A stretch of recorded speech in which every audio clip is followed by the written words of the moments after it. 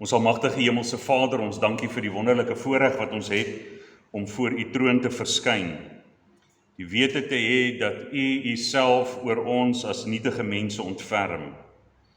U wat hemel en aarde gemaak het en wat alle gebed en eer waardig is.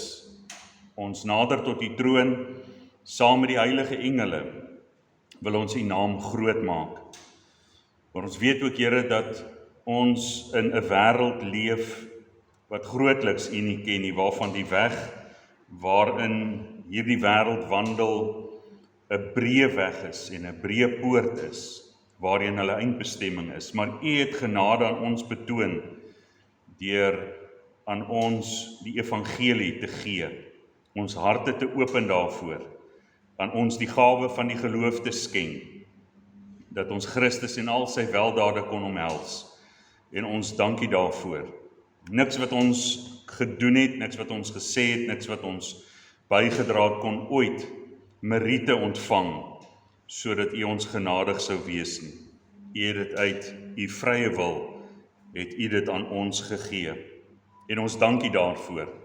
Ons bid dan dat ons lewe ingerig sal word in hierdie dankbaarheid teenoor U. Ons bid dan, Here, dat U ons sal help om met vrymoedigheid die heerlike evangelie te verkondig. Want Here, U wil U uitverkorenes bereik vanuit elke volk en elke stam en elke taal en elke nasie tot in die uithoeke van die aarde.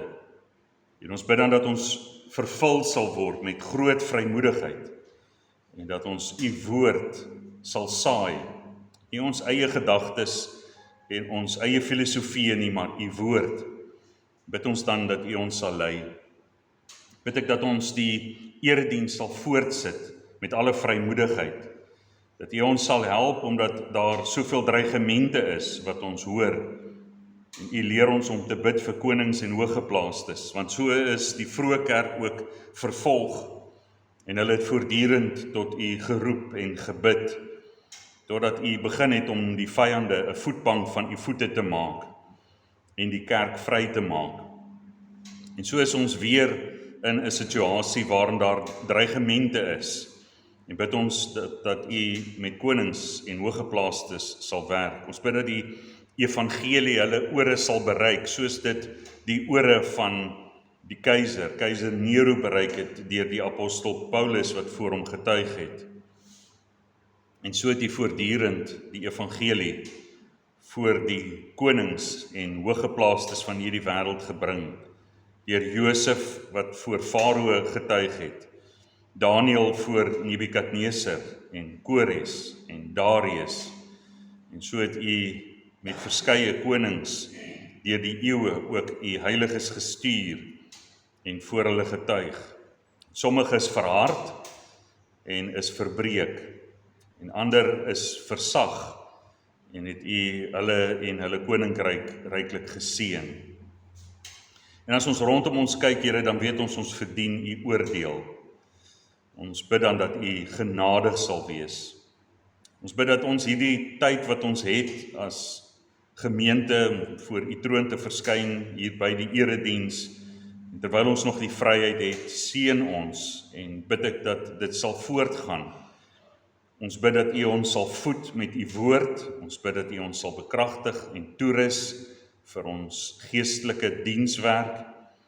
Ons bid vir elkeen wat deur moeilike omstandighede gaan, het sy dit deur werk, verhoudinge, familie, siekte, finansiëel, wat dit ook al mag wees. Ons bid, Here, dat ons oë in hierdie tye op U gefokus sal wees, omdat U ons die beloftes van U woord gee, dat alles ten goeie meewerk vir hulle wat God liefhet, vir hulle wat volgens U voorneme geroep is. Ons bid dan dat U ons harte en ons ore sal open vir die woord van môre, dat ons sal luister en dat hierdie saad van die woord sal vrug dra tot verheerliking van U-self en tot uitbreiding van die koninkryk. Ons het nie die vermoë om dit self in te sien nie, maar ons is afhanklik van die Heilige Gees om dit vir ons oop te breek en ons harte in te dra. Seën ons dan by die aanhoor daarvan, seën ons by die oordenking daarvan, en seën ons by die uitleef daarvan tot verheerliking van U-self en tot uitbreiding van u koninkryk. In Jesus naam vra ons dit. Amen.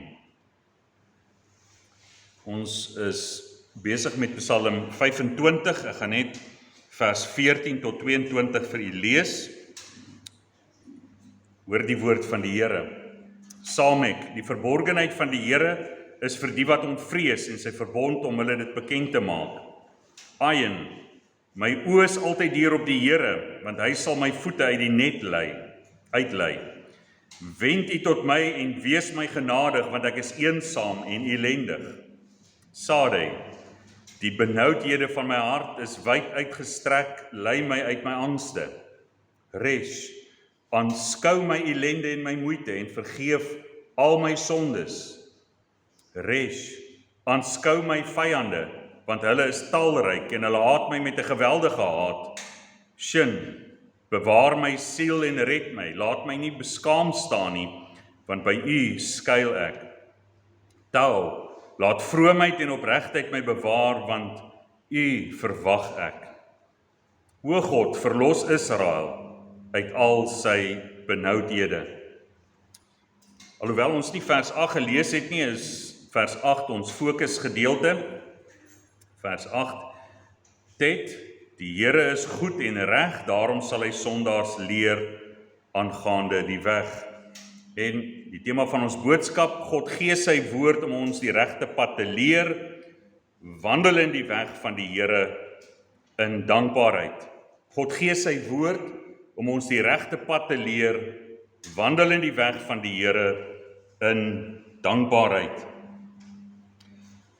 Ons is besig om te kyk na Psalm 25, 'n Psalm waarin soveel gelowiges gaan wanneer ons, in die besonder ons sonde bely.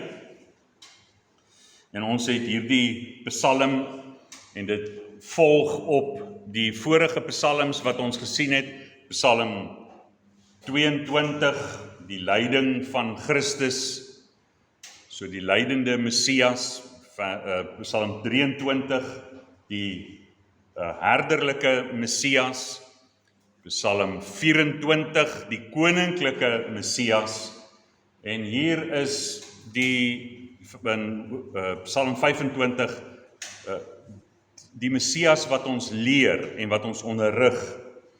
En hy doen dit hier deur Dawid, en dit wat Dawid ervaar het.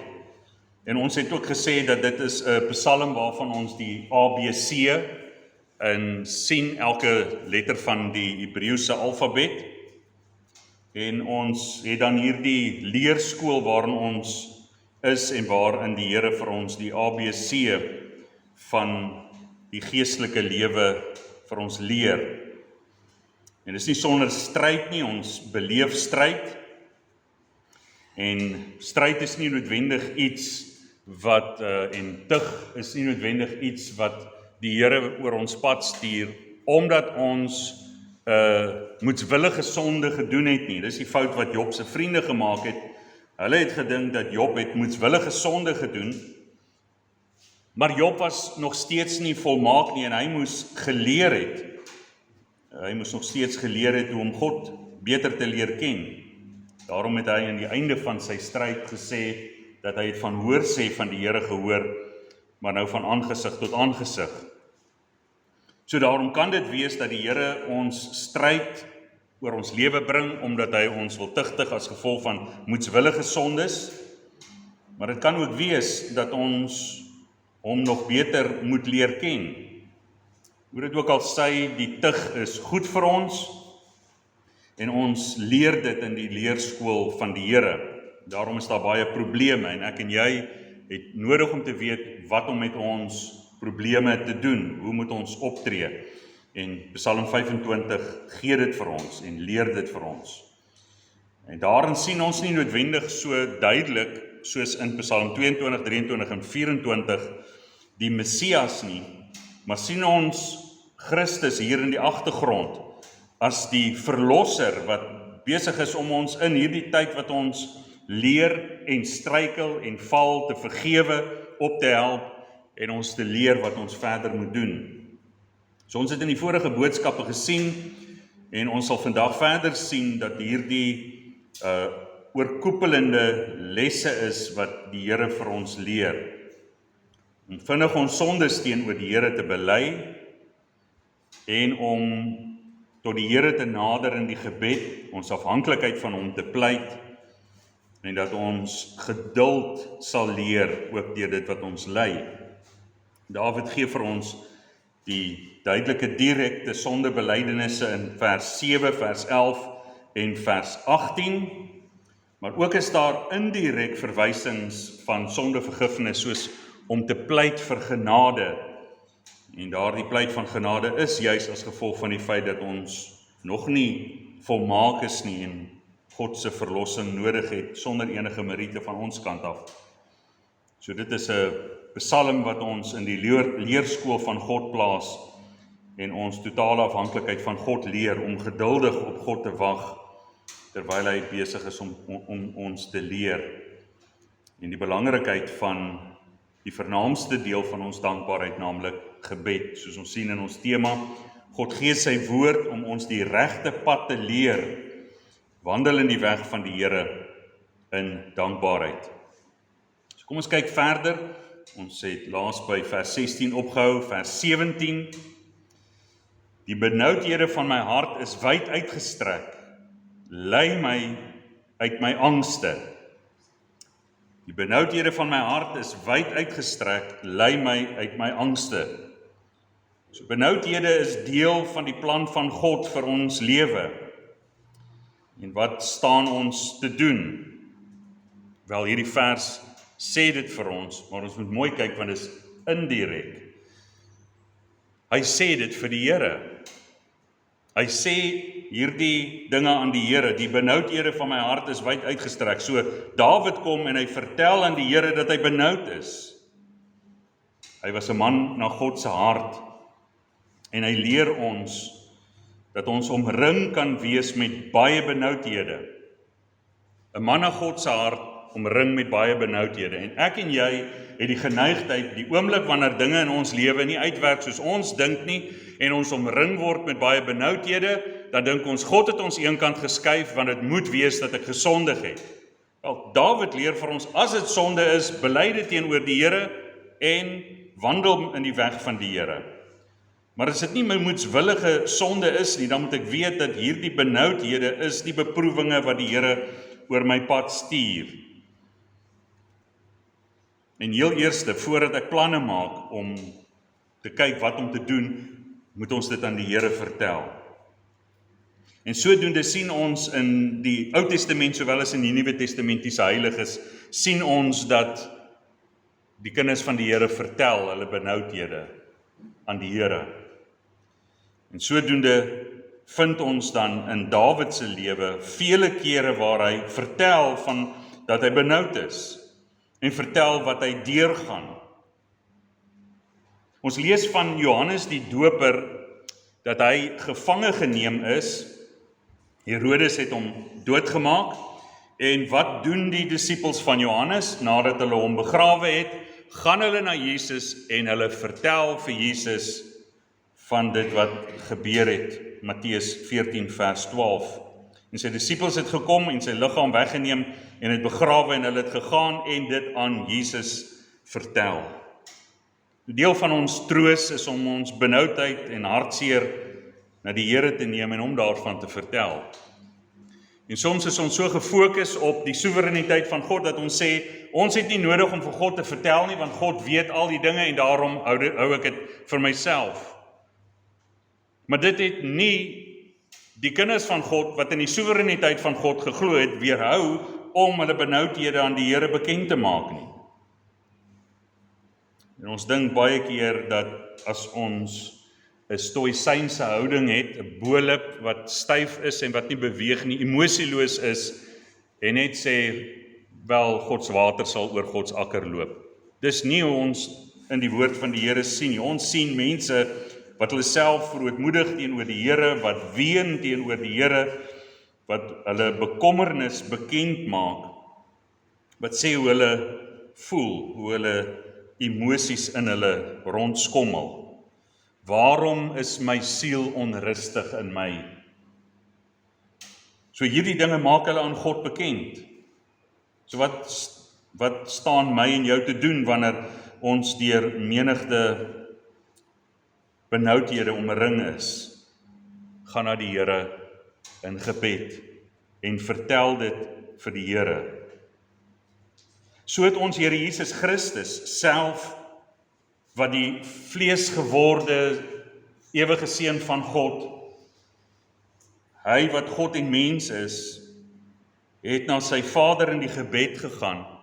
Hy het vir sy disippels erken, ek is benoud tot die dood toe. Bid saam met my. En as die seun van God dit gedoen het, dan is dit duidelik dat ek en jy nodig het om dit te doen. En die Heidelbergse Katekismus help ons om hierdie tamaletjie te verstaan tussen God wat mens kom word het en wat dan hierdie gebed en sy stryd bekend gemaak het. Sondag 5, vraag 15, hoe 'n middelaar en verlosser moet ons dan soek? Antwoord, so een wat 'n ware en regverdige mens is, maar nogtans ook sterker in alle aspekte, dit wil sê wat terselfdertyd ware God is. Slaan ons vraag en antwoord 15 oor en dan kyk ons na vraag en antwoord 17 van Sondag 6.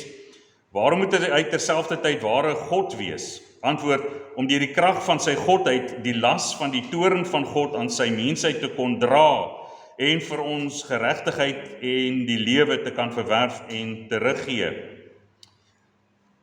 So ons lees dat Christus gebid het en dan om hierdie rede beantwoord God die Vader aan sy seun hierdie gebed en dit lyk op die oog af nie vir ons so nie. Maar Hebreërs 5 vers 7 verseker ons dat hy beantwoord is. Hy wat in die dae van sy vlees gebede en smekinge met sterk geroep en trane aan hom geoffer het, wat hom uit die dood kon red en ook verhoor is uit die angs. Want God die Vader het aan sy seun die goddelike ondersteuning gegee van sy godheid om die mens in daardie tyd van smarte te dra. Want ons het 'n middelaar nodig wat ware mens is, maar sterker as enige mens. Ware mens, ware God. En Christus, toe hy benoud was, het dit aan die Vader gesê dat hy benoud is en is verhoor. Maar die dood is baie keer vir ons iets wat ons nie dink 'n opsie is en 'n uitkoms is nie. En sodoende het baie martelare tot God geroep en gesê ek is benoud. En God het hulle bygestaan en die dood was 'n uitkoms vir hulle gewees. Sodoende kan ons na die Here toe gaan en ons benoudhede aan die Here bekend maak en sê hierdie benoudheid is baie. Filippense 4 vers 6, wees oor niks besorg nie, maar laat julle begeertes in alles deur gebed en smeking met danksegging bekend word by God. Die Here wil hê ons moet dit na hom toe bring en dit vir hom sê. Nie om 'n houding in te neem van die Here moet nou maar iets doen want hy weet ons alles nie. Hy weet waardeur ek gaan, ek hoef dit nie vir hom te sê nie. Ons het 'n verhouding met die Here en hy wil hê ons moet dit vir hom sê. En Christus het ons die voorbeeld gegee wat ons moet doen as ons benoud is. Christus het ons ook voorberei dat ons benoudhede sal menigvuldig wees. In die eerste plek, as gevolg van die feit dat ons sondig is, maar ook aan die ander kant ter wille van Christus. Johannes 16 vers 33. Dit het ek vir julle gesê dat julle in my vrede kan hê. In die wêreld sal julle verdrukking hê, maar hou goeie moed, ek het die wêreld oorwin. Nie net as gevolg van ons sonde nie, maar ook ter wille van Christus is daar baie vyande wat ons haat sonder rede, omdat hulle ons meester gehaat het sonder rede. En Dawid pleit dit ter wille van die volk van die Here. En ons sou sê, hoe wonderlik sou dit wees as ons 'n leier van die land gehad het, wat vir die land ingetree het, en wat gebid het, Here, red ons uit ons benoudhede, want ons het baie benoudhede. Maar ons het nie. Ons het 'n leier wat bydra tot hierdie benoudhede. En so ook het die vroeë kerk dan gekyk na 'n wêreldleier, 'n keiser, wat die Christene gehaat het en vervolg het. Maar ons het 'n koning in die hemel, Christus wat in die regterhand van die Vader sit en vir ons intree. En dis vir ons tot groot troos. En aan hom maak ons dit bekend. En hy wat dit deurgemaak het, wat benoudheid deurgemaak het en dit ken, is in staat om met ons medelee te hê. En hy leef altyd. En hy sal nooit weer sterf nie. Hy leef altyd om vir ons in te tree. Verder ook vers 18, vrymoedigheid kom deur die waarheid te bely. Vrymoedigheid kom deur die waarheid te bely. Vers 18, aanskou my ellende en my moeite en vergeef al my sondes. So Dawid het in die midde van sy smeking om verlossing van sy vyande en die ellende wat oor hom gekom het, bely dat hy sy sondes erken voor die Here. Hy bely dit voor die Here en bely dat hy die Here se hulp met vrymoedigheid kan aanroep, maar nadat hy sy sonde bely het. En so moet ons met vrymoedigheid na die Here gaan, maar ek en jy weet dat as ons daagliks struikel, ons daagliks nodig het om ons sonde te bely, en dan moet ons nie kop onderste bo rondloop nie, as kinders van die Here, en sê, ek sal maar liewerste nie vir die Here vra nie, want ek struikel dikwels.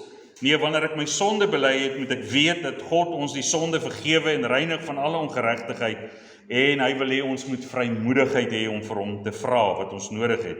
1 Johannes 3 vers 21, geliefdes, as ons hart ons nie veroordeel nie, dan het ons vrymoedigheid teenoor God.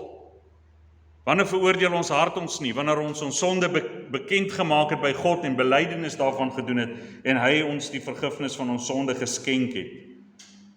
Dan is dit verseker dat ons vrymoedigheid voor God het. En ons weet, dit is altyd moeilik, is maklik om te sê, ander mense het gesondig.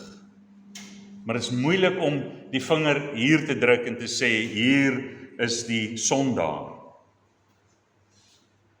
Maar as ons deur die Bybel gaan en dan sien ons hoeveel kinders van God nie net sê, Here, vergewe daardie mense want hulle het gesondig nie, maar hulle voeg hulle self by in hulle gebed vir vergifnis, hulle gebed van intrede.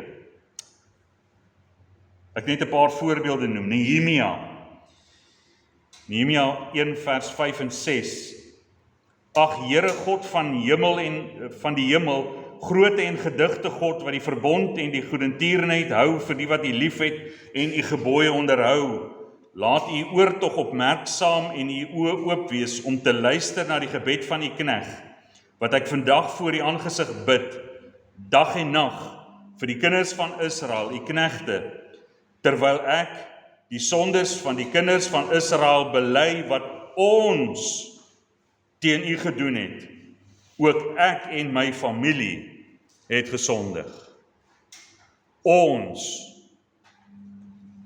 Nie net hulle nie, ons. Dit is moeilik baie keer vir ons om te erken dat ons gesondig het. Maar Nehemia doen dit. En dan vra hy God se hulp met vrymoedigheid. Kan jy sien, hy rol nie rond in sy jammerlikheid nie. Hy gee dit aan die Here, aanvaar dat die Here vergewe het en sê, Here, help ons, ons het U nodig. Dan Esra 9. Hy sê, my God, ek voel te beskaamd en verleë om my aangesig tot U, my God, op te hef, want ons ongeregtighede het oor ons hoof gegroei en ons skuld is hemelhoog. Ons. Dan bely hy sy sonde en hy vra die Here om hulp.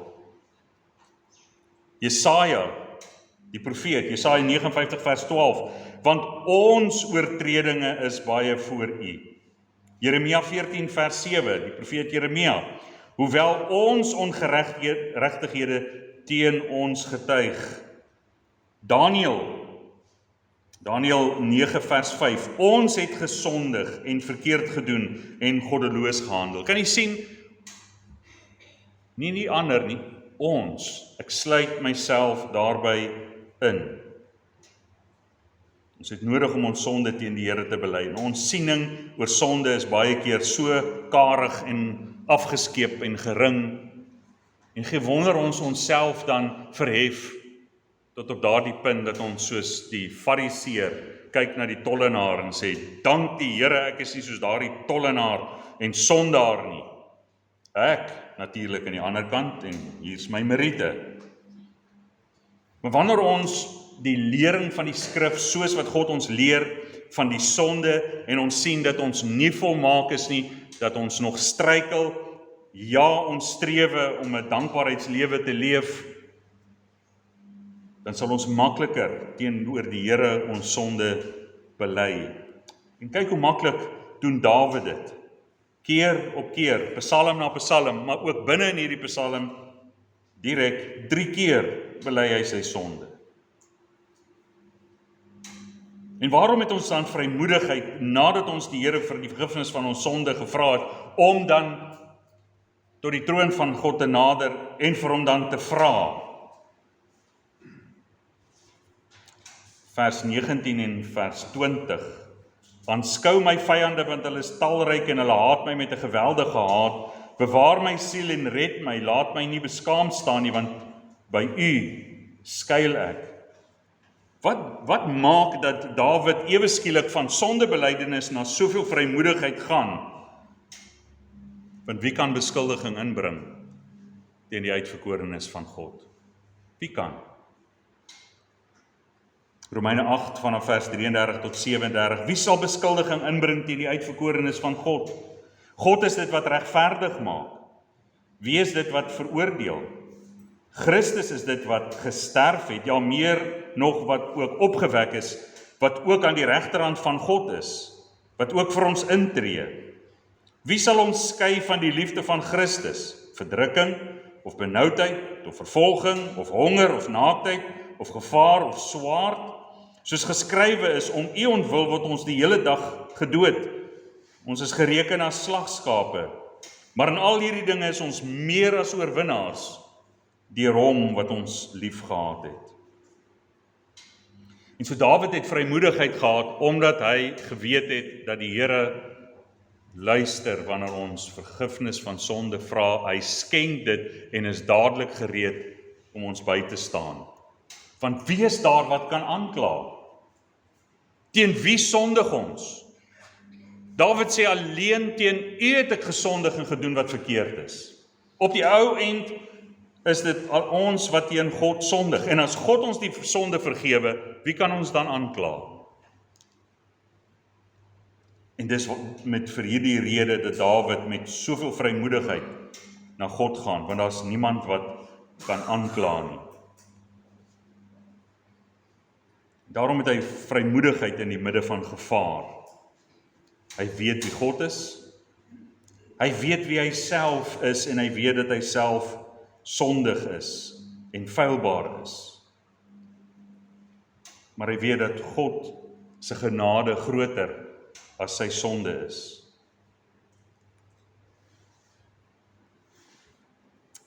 En sodoende bid Dawid dan teen die vyande.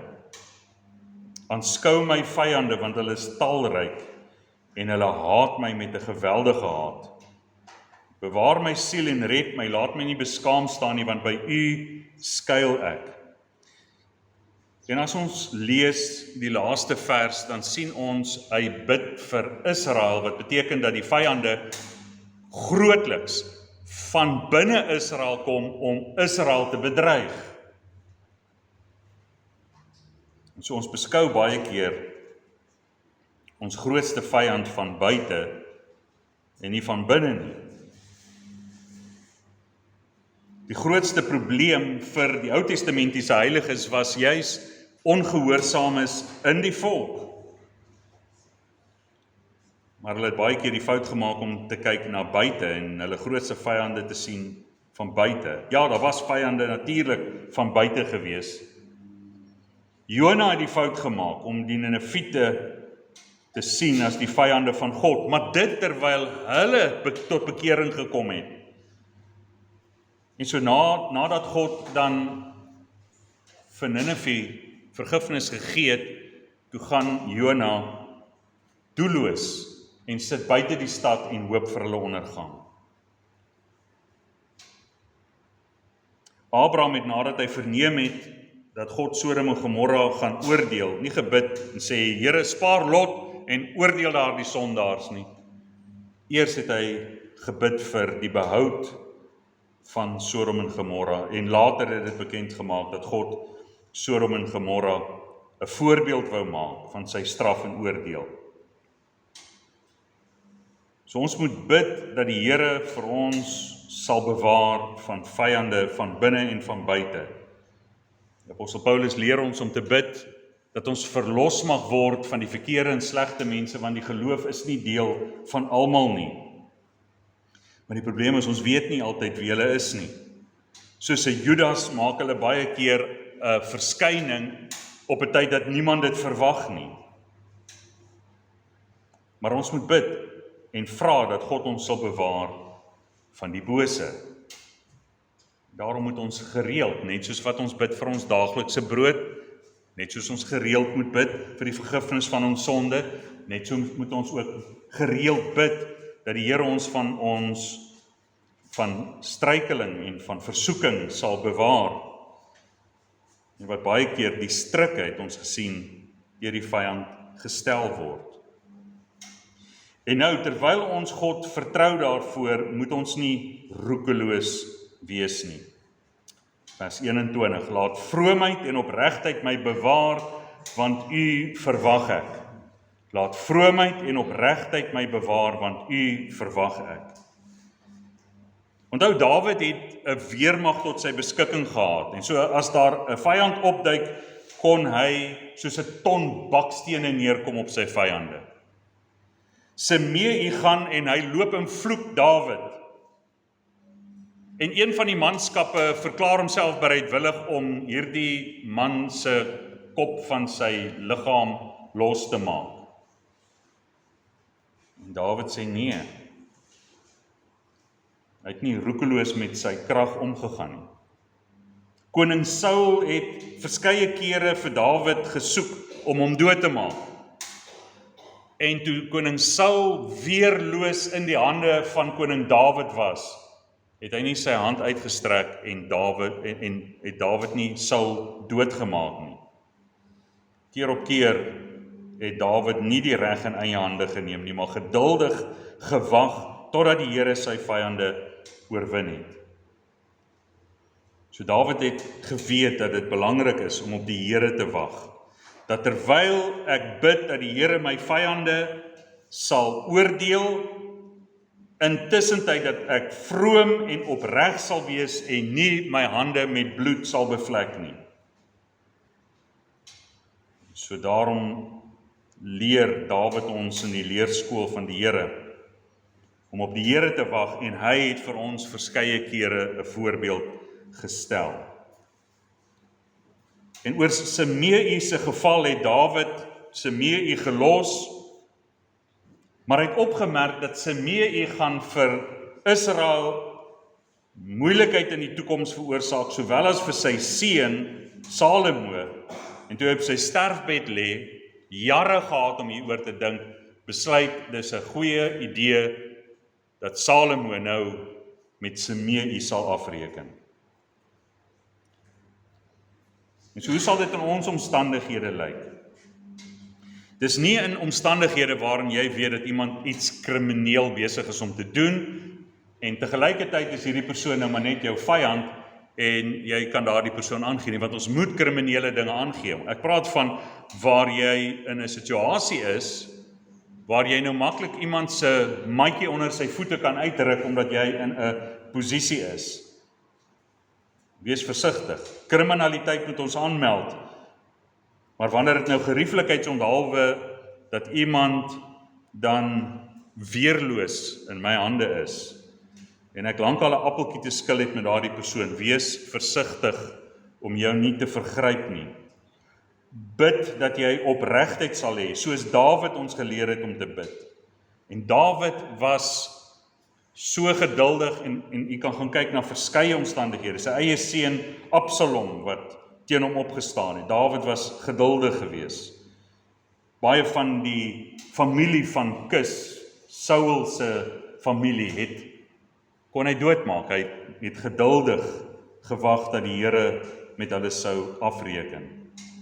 So in ons omstandighede sal dit dan lyk, sal dit so lyk dat ons geduldig is en nie kwaad met kwaad vergeld nie, maar dat ons kwaad met die goeie sal oorwin. Om te bid tot die Here vir integriteit, vir vroomheid, vir opregtheid, sodat ons nie in die hitte van die oomblik iets doen en dan laat die tyd sukkel met gewetenswroeginge nie. En dan sê Dawid, o God, verlos Israel uit al sy benoudhede. En so op die ou end gaan alles oor die volk van die Here. Hy is nie inwaarts gefokus net op homself nie, maar die vyande wat Dawid bedreig, is op die ou end 'n bedreiging vir die volk van die Here. En dis waarom hy die Here vra, nie uit selfsugtigheid nie, maar hy dink heel eerste aan die volk van die Here, aan God se kerk. En hy dink aan die vyande, die moeilikheidmakers wat uitgesorteer moet word ter wille van die volk van die Here. So het daar vyande van binne die volk opgestaan teen Moses en gesê, Moses, God praat nie alleen net met jou nie, praat met ons ook.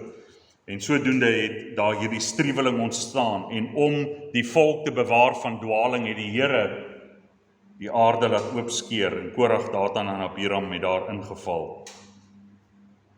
God het die vyande geoordeel. Moses het nie uit aggressie neergekom op hierdie mense en sy magsposisie gebruik om almal neer te slaan nie.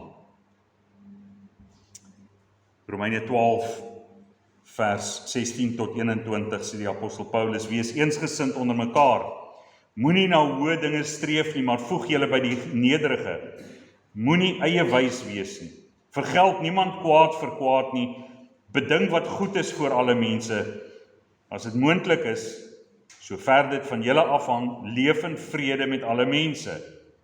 Moenie julle wreek nie, geliefdes, maar gee plek vir die toorn, want daar is geskrywe, aan my kom die wraak toe. Ek sal vergeld, spreek die Here. As jou vyand dan honger het, gee hom iets om te eet. En as hy dors het, gee hom iets om te drink, want sodoende sal jy op sy hoof vurige kole ophoop. Laat jou nie deur die kwaad oorwin nie, maar oorwin die kwaad deur die goeie. En dis wat Dawid gedoen het, en dis die voorbeeld wat hy vir ons gestel het. Selfs het hy ruimte gemaak vir sy vyande. En baie keer het God die toorn laat kom en sy vyande verpletter. So kind van God, ons is in die leerskool van die Here en ons leer in hierdie Psalm ons eie swakhede, ons leer ons eie sondes, ons leer ons afhanklikheid van die Here, en ons wil hê dat die Here aan ons genadig moet wees. Daarom moet ons so dink in genade aan die wat vyandig gesind teenoor ons is. Want wat sou gebeur het as die Here in die eerste aksie dat ek rebels teenoor hom was, my geknyp het soos 'n mens 'n vlooi knyp, my geoordeel het met vuur en swaal, maar God was genadig. God leer ons ook om in ons beproewinge genadig te wees en om geduldig te wees en om te vra in ons optrede sodat ons in integriteit kan optree. Want die Here wil nie hê ons moet met 'n gewete rondloop dat ons sê na die tyd, ons het te vinnig opgetree, ons het fout gemaak, ons het nie geluister na die lering van die Here nie. Ons het die reg in eie hande gegryp Kom ons leer van wat Dawid se ervaring is. Ons leer hoe dit in die groter Dawid, Christus, dan vir ons geleer word. En ons is afhanklik van Christus se verlossing, van sy genade.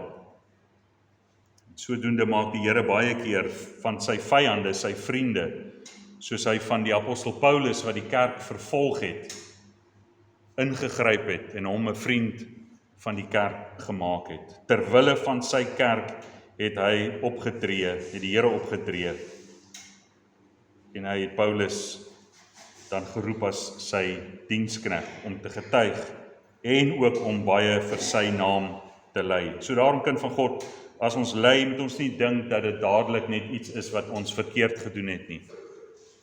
Dit kan wees, maar dit kan ook wees dat die Here besig is om ons te leer en te onderrig, en sodat ons hom beter kan leer ken. Neem jou toevlug na die Here. Sê vir die Here wat jou pla, waaroor jy bekommerd is. Pleit vir vergifnis, pleit vir opregtheid, pleit sodat jy ook teenoor jou vyande genade kan betoon. En mag God ons help wat ons in die leerskool, om te onthou wat ons in die leerskool van God geleer het en om dit toe te pas. Kom ons bid saam. Ons almagtige Hemelse Vader, ons dank U dat U Seun vir ons gestuur het, die een wat vir ons gelei het, die lydende Messias. En dat hy ook getriomfeer het oor al sy vyande en hulle 'n voetbank van sy voete is. En dat hy die heerlike koning, die heerlike Messias is. En ook dat hy die herderlike Messias is, om ons as sy skape te lei, maar ook om ons onderwyser te wees, om ons te leer in die leerskool van die Here. En so het Christus dan sy disippels geleer en deur sy disippels ons geleer, en help ons om studente te wees wat onsself beywer om U woord te ken, te leer en te weet hoe om op te tree. Om ons vyande te vergewe omdat Christus self gebid het, Vader, vergeef hulle want hulle weet nie wat hulle doen nie. Help ons om in die voorbeeld van ons meester te leef. En so het U Christus laat uitbeeld in die Oud-testamentiese voorbeelde, maar volmaak in U Seun vir ons kom wys wie hy werklik is. En die ewige Seun van God wat geen sonde het nie, 'n sondelose en 'n volmaakte voorbeeld vir ons is navolgingswaardig. En help ons, Here, dat ons nie moedeloos word, die feit dat ons 'n volmaakte voorbeeld het nie, maar die ander kinders van God se voorbeeld volg, om ons sonde te bely wanneer ons gestruikel het, klaar te kry en nie selfbejammering na te streef nie, maar met vrymoedigheid tot die troon te nader. Maak ons bidend, Here, dat ons dit sal ken om by U te skuil, tot U te roep en te sien hoe U ook ons gebedes beantwoord, terwille van U volk, terwille van U kerk. Ons vra dit in Jesus naam. Amen. Ons het nou geleentheid om die Here te dien met ons offergawes.